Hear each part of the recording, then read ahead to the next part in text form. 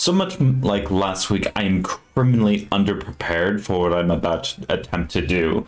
Nonetheless, welcome to Friday Night News, a news show where this idiot tries to go over as much news as she can from the last week before delirium sets in. Let's begin. We begin tonight with the US. Apparently in the US Congress, a bunch of hardline Republicans refuse to let a budget pass, citing that they won't vote for anything that a Democrat might vote for. Now, it's important to understand that these are like specifically hardliners, and the majority of the Republicans in the Congress don't actually think this way, meaning that a small minority of the far right is holding the entire government hostage, pretty much.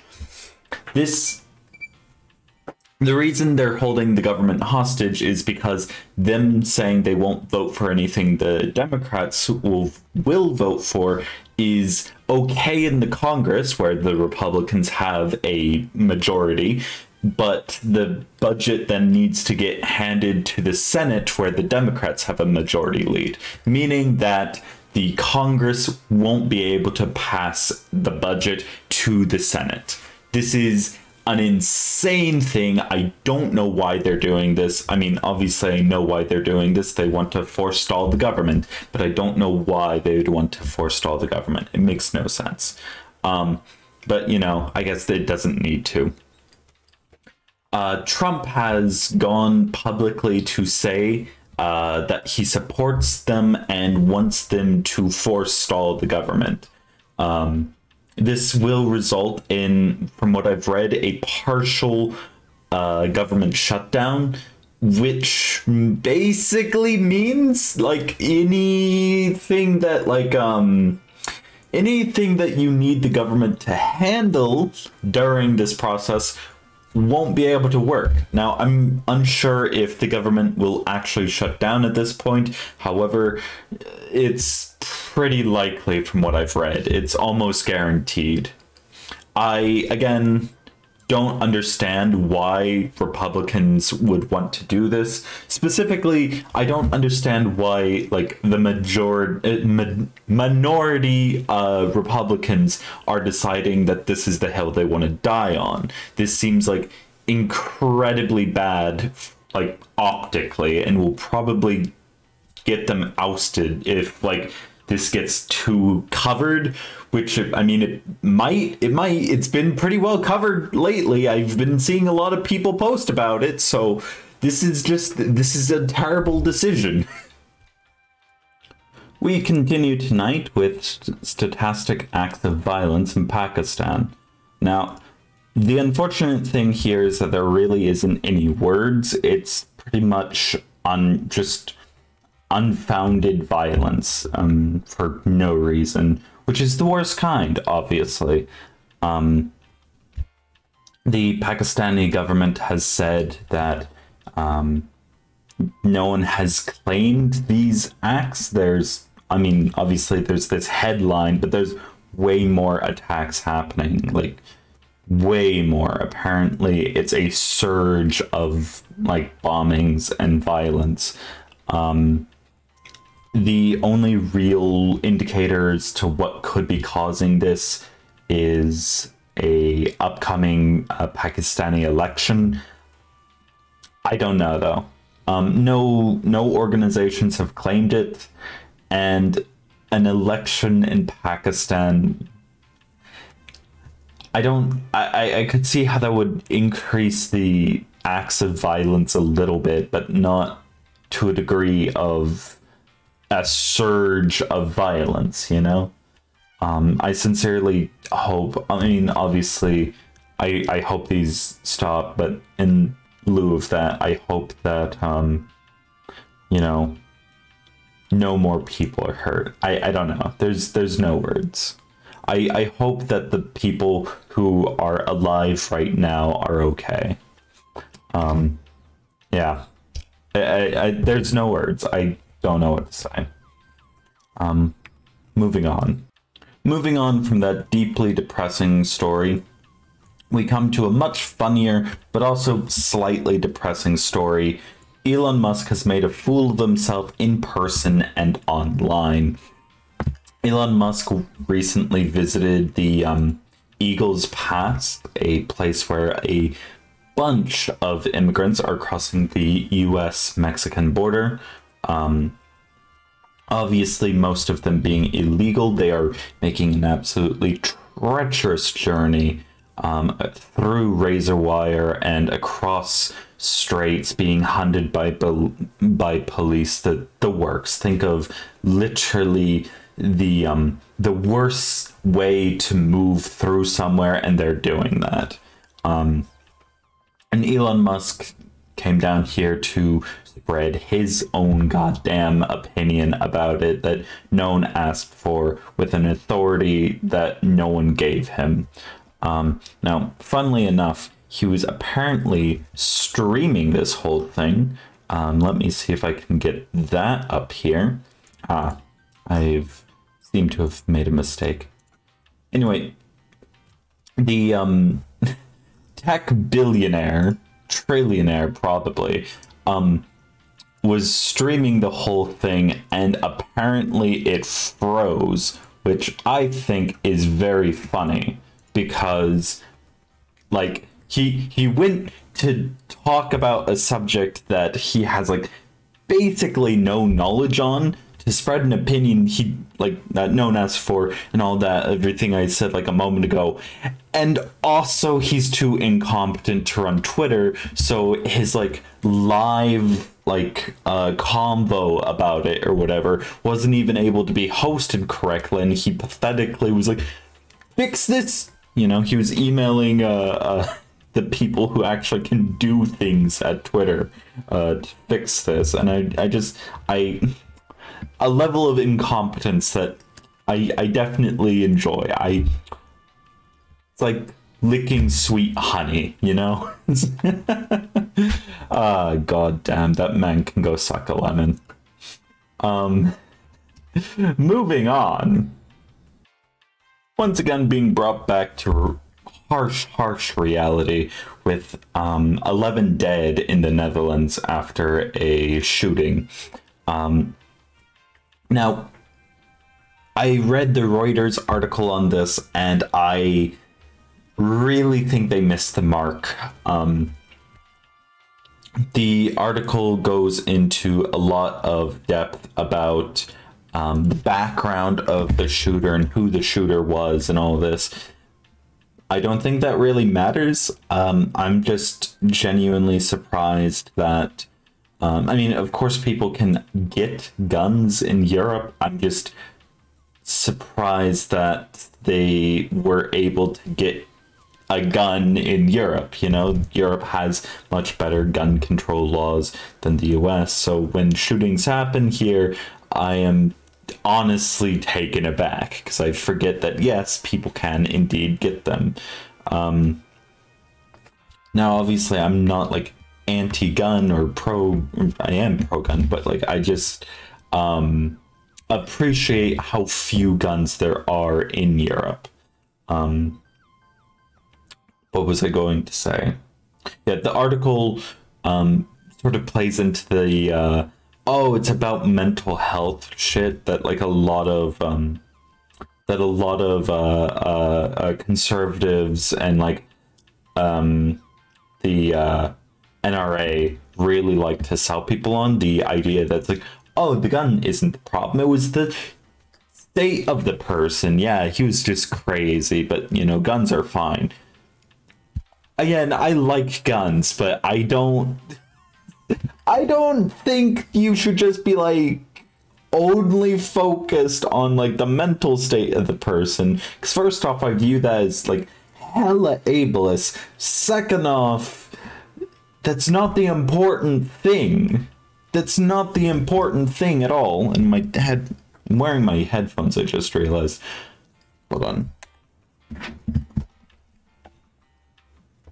Yeah, no, it's not at all important that someone was I don't know, depressed or whatever. I mean, this guy was more than depressed, but still, it's important that someone got shot. What allowed someone to get shot?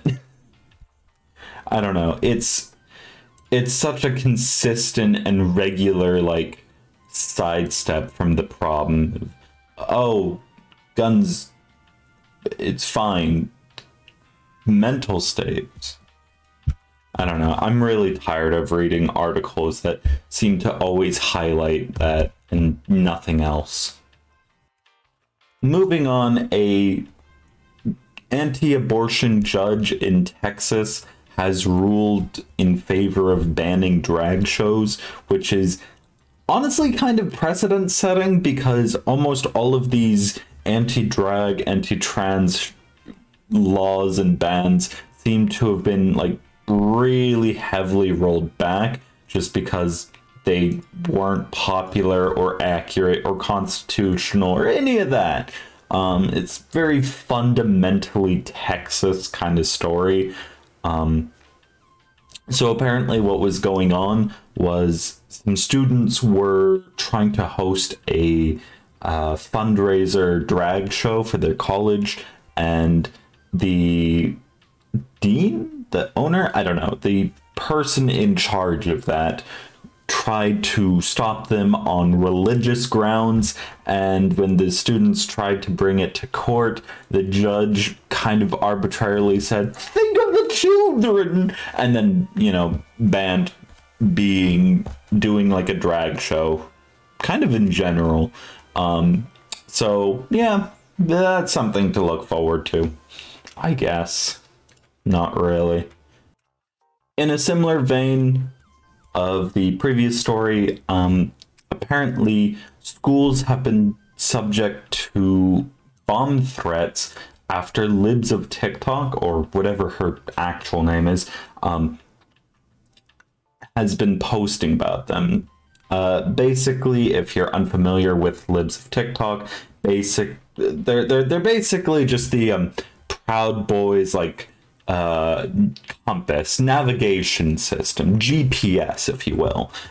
Libs of TikTok will post about something, and then that shit will immediately get subject to bomb threats and swatting and so on and so forth.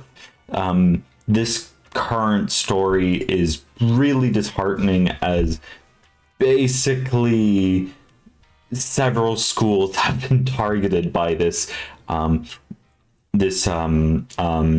sort of post the school and the like an image of like a progress flag or something, and then like immediately, like a few days later, that school will be subject to a bomb threat. This has like happened to multiple schools. I don't know why Libs of TikTok isn't like literally under arrest, because this shit wouldn't fly anywhere else, I don't think. I really don't think, like, if it was like, oh yeah, this person right here is like posting this shit, and then repeatedly you're able to see that shit gets like bomb threats and swatted and like literal fascists to show up, you know, maybe this person and these fascists are in unison, in lockstep, in cahoots, one could say. Especially when Libs of TikTok has repeatedly said that she is literally in lockstep with them. It's just, it's so disappointing. Obviously, I hope that the schools are, you know, not actually in danger. I obviously take all of these threats completely seriously, as fucking the anti-LGBTQ shit, anti-trans, anti-drag rhetoric is strictly genocidal. I don't have patience for it. I take this shit seriously, but also I hope to God that these are all just like disruptive calls and not literal, you know, threats, as you know. Our next story tonight is that Senator Senator Mendez, has been indicted on bribery charges. Now, it's suspected that they're being bribed specifically from Egypt. I don't have the information on this. The articles I've read have indicated that there may be ties to Egypt. So in the way that I understand it, Egypt is definitely involved, but the physical involvement is not yet something that I could definitely sign off on as true. It's more just an everyone knows it kind of thing. The bribery was 100% real. I believe recently Mendez made a press conference, or a press statement rather, that the allegations were just that, allegations. But the FBI caught him in 4K. There was fuck tons of money, especially gold, in Mendez's apartment. Lots of money in safety deposit boxes in local banks. Lots of really expensive things like there was a Mercedes Benz, so on. And there's definitely people who were giving him all this valuable I'm failing to speak. There was tons of people who were, not tons, there were definitely people who were giving him money, gold, cars, etc., etc. And those people had ties to the Egyptian government. It's not really something, again, the only thing that I can confirm is that Mendez was paid off. That's it. That's he was bribed. That's the only thing I can confirm. There's a lot of talk about the indictments, and I don't want to speak out of turn here. I definitely think that the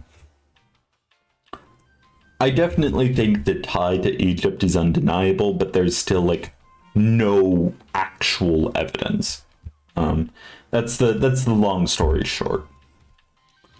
Anyway, our next story is of Dark Brandon rising. Left's strongest soldier, I swear to God, most pro-union president. Dark Brandon's done it again. He has broken precedent by going to the picket line and directly advocating for the auto workers union. Now, this is especially funny when put in contrast when you consider that he was not the only person to make a trip here. Trump also made a trip here and did not actually support the auto workers, surprisingly. He didn't show up to the picket line, but more importantly, he went to a non-union factory, which I just think is hilarious. Now, some auto workers have said that they don't really want the presidents here, and I can understand not wanting Trump, but they didn't want Biden, who is explicitly pro-union. They cited that they thought they were only here to get some free votes, and frankly, oh wait, hold on, there's another, I'm skipping a beat. They thought they were here to get some free votes, and they were really mad that they were going to politicize being in a union. Which, the stupidest man on the picket line. Seriously though, laugh at that person, but then buy him a coffee because he deserves more. Genuinely, the auto workers deserve so much more. I don't really know why you would be against the sitting administrative state being in favor of your union unless you literally had brain worms and a self-defeatist attitude.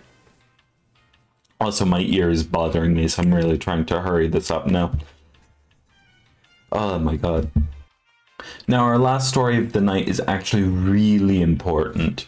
Apparently, Senator Finstein, a workhorse for the Democratic Party and very, very well known for her stance on being anti-gun, has passed away at the age of 90.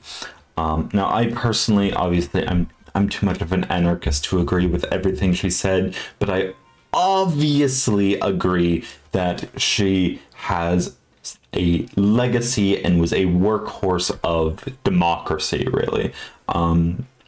I read somewhere that she actually made some of her colleagues upset for being too fastidious about being a Democrat. Again, obviously you don't have to agree with everything she said, but I think we really lost a real one, you know? There's already discourse online about who's going to replace her, and my one major fear is that she'll be replaced by a Republican ghoul. This very much reminds me of losing RBG. You know, we old workhorses of democracy really need to be aware that, you know, they're an old workhorse. They need to think about successors and so on. I think that most likely she will be replaced by a Democrat. My only, I don't know. She was a real one. I don't really have a lot of words to say here. I'm kind of just stunned at it, actually. I sincerely hope that her family is doing well tonight. Hope that they get plenty of space. I hope that people don't berate them with like, who do you think should replace her? Because that would be just heartbreaking. Although that is something we need to understand and discuss. Just maybe not right, you know, tonight. I think it's a little early. RBG left me with like major like PTSD, like, oh my god, if she's actually replaced by a like a Republican ghoul, you know, that would just, it would be it. I wouldn't wake up tomorrow, just decide, nah, it was a fun run. But sincerely, yeah, I don't know, man. It's tough. It's tough.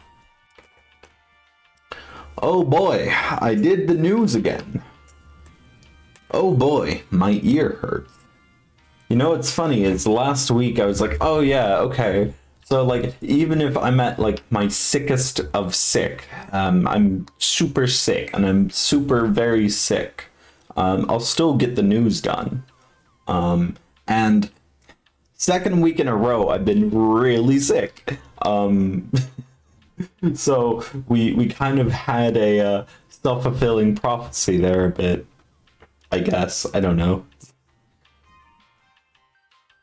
God, this was tough. I actually had enough time to do like more research. I mean, I was still like really underprepared. But really what got to me this week was just like being really sick and not being able to collect as much data, not being able to make as many assets, and also the fact that near the end I started really being scared that I was going to run out of time. So well, there's like 8 articles I missed. No, not 8, but still. more articles missed than I would have liked. I also would have obviously liked to put these stories in order, but you know, I did what I could. YouTube really doesn't like this series. I noticed pretty quickly. It's something, you know, an idiot could have told me. So if you enjoyed this series, please like it.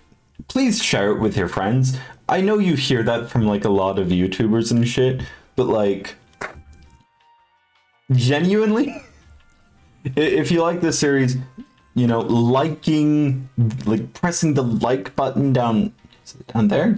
Yeah, I'm doing it right.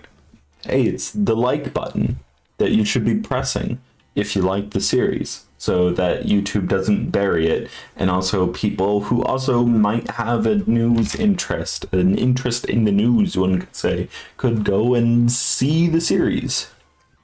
My ear is still bothering me. Hopefully next week I am not feeling near as sick, so I'll actually be able to cover all the stories I want to cover. Maybe, with any luck. Otherwise, I'll just keep doing what I'm doing, keep trying to cover the stories that I think I